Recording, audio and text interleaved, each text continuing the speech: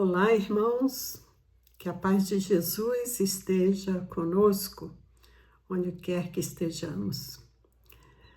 E nós perguntamos, né? Quem já não teve vontade de ser alçado de sua rotina, né?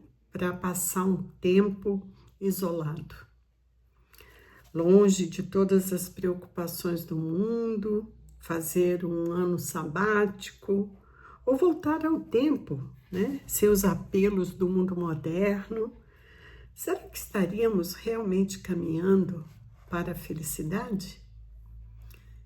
Eu sou a Zezé, voluntária do Centro Espírita Kardecista Fraternidade Luiz Sérgio, aqui de Vinhedo, e nós estamos dando sequência ao nosso projeto Gotas Fraternas, com a leitura de um capítulo de um livro por semana e por diversos voluntários. E neste período agora nós estamos lendo o livro Jesus no Lar, de autoria de Neio Lúcio, sob a abençoada psicografia de Chico Xavier. E hoje nós vamos fazer algumas reflexões sobre o capítulo 11, o Santo Desiludido.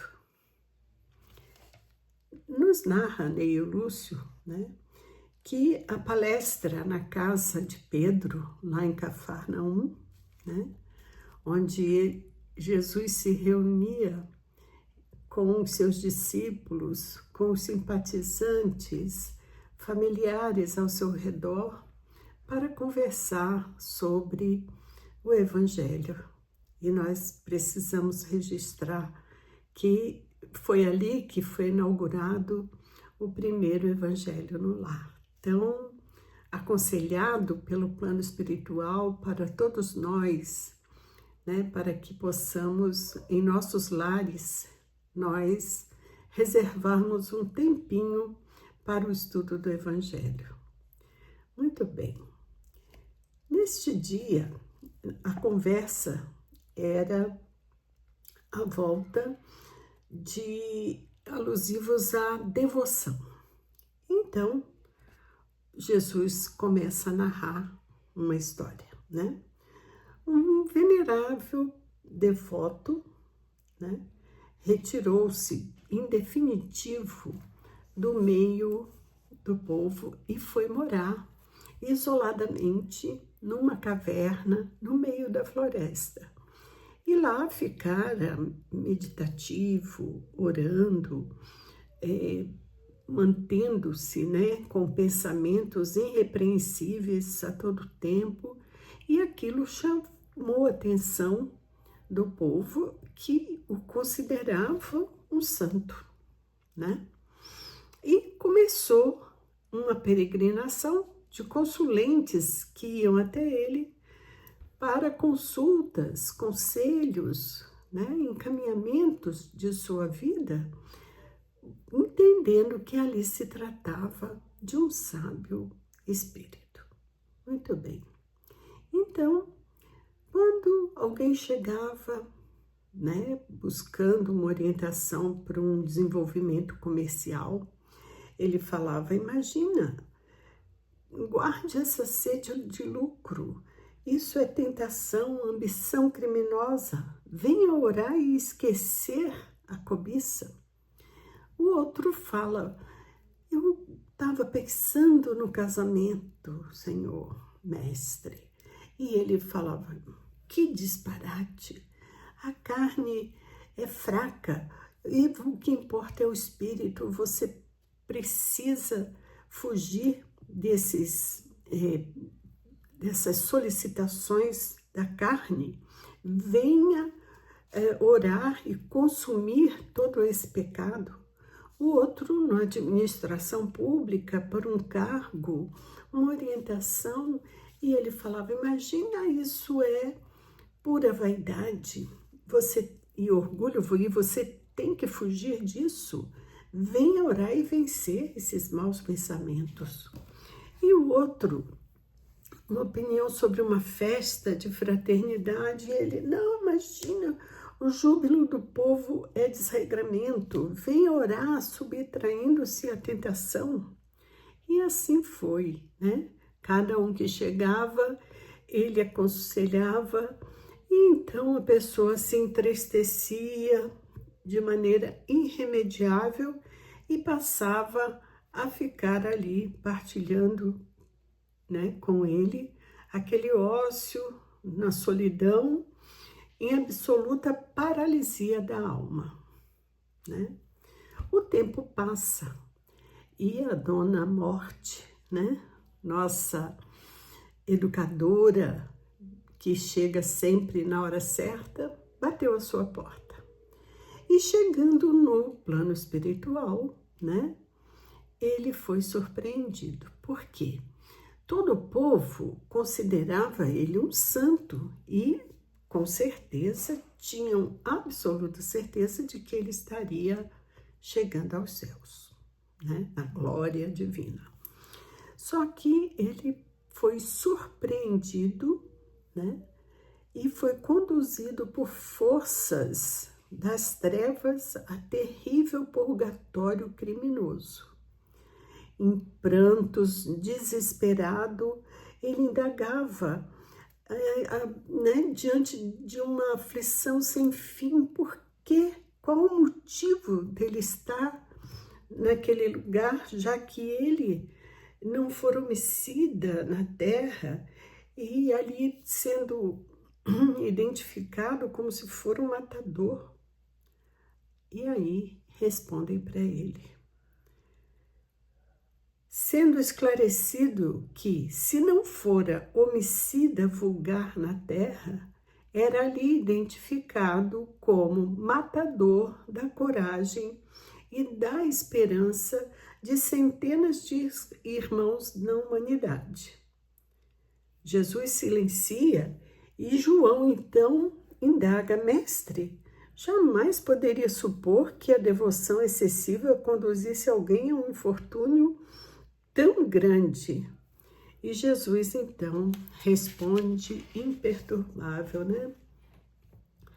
Plantemos a crença e a confiança entre os homens, entendendo, entretanto, que cada criatura tem o caminho que lhe é próprio.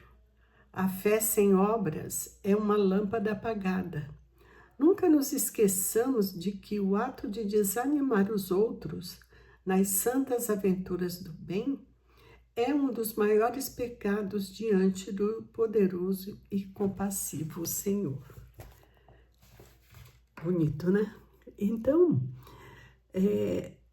voltando àquela questão, né, que a gente propôs no início do isolamento, né, como que muitas vezes nós não nos conformamos com a nossa realidade, com os desafios que a vida está nos apresentando, achando que são tentações, são meios de tirar-nos a paz, né? Inclusive tem uma lição de Emmanuel que fala sobre a paz do mundo e a paz do Cristo, né? Porque é muito diferente. Porque o isolamento, ele é improdutivo. Claro que devemos meditar, orar, devotar os nossos pensamentos, né, de forma irrepreensível a Deus e sempre buscar o lado melhor da vida e de todos, mas ao isolarmos-nos, nós estamos cometendo um grave engano, né? Porque é exatamente na vivência, na obra, na experiência é que nós vamos crescer espiritualmente e favorecer o crescimento daqueles que estão ao nosso redor. Porque o exemplo, né, como esse venerado, né, devoto aí, teve esse engano, porque ele se isolou e achava que todos deveriam fazer o mesmo. Como assim, né? O que seria de nós sem a ciência, né? Muita gente acha que a religião é o único caminho de libertação e salvação para o homem.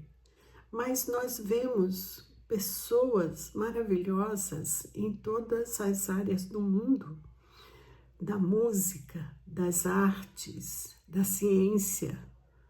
Dentro da ciência, todas as ciências da biologia, da tecnologia, da comunicação, quantas e quantas obras de progresso, facilitando a nossa vida, facilitando o desenvolvimento do mundo, diminuindo as nossas dores físicas, vide anestesia, né?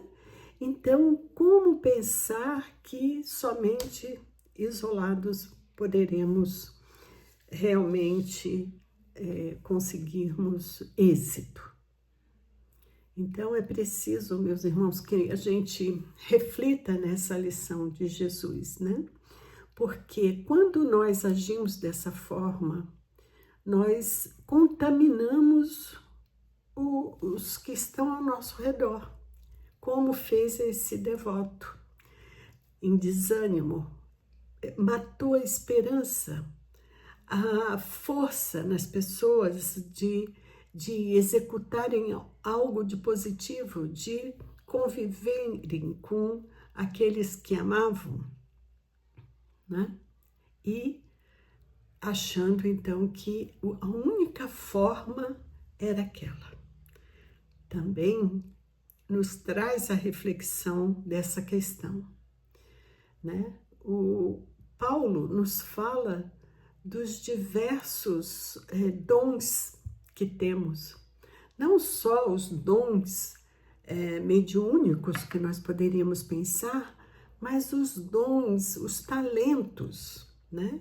Como nos fala a parábola dos talentos, que nos faz refletir que todos nós, cada um de nós, possui talentos próprios para serem desenvolvidos no mundo e ao redor de si, mas principalmente o talento de distribuir alegria e esperança a todos aqueles que estão ao nosso redor.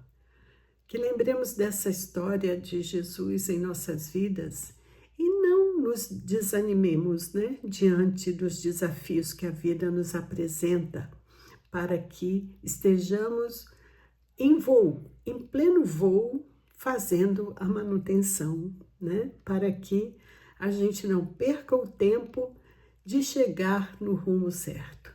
Que Jesus nos abençoe. Abençoe a todos vocês que nos acompanham, a você que está nos ouvindo, nos vendo, e ao seu lar, e a todos os que estão ao seu redor, né? Graças a Deus, graças a Jesus. Muito obrigada e até uma próxima.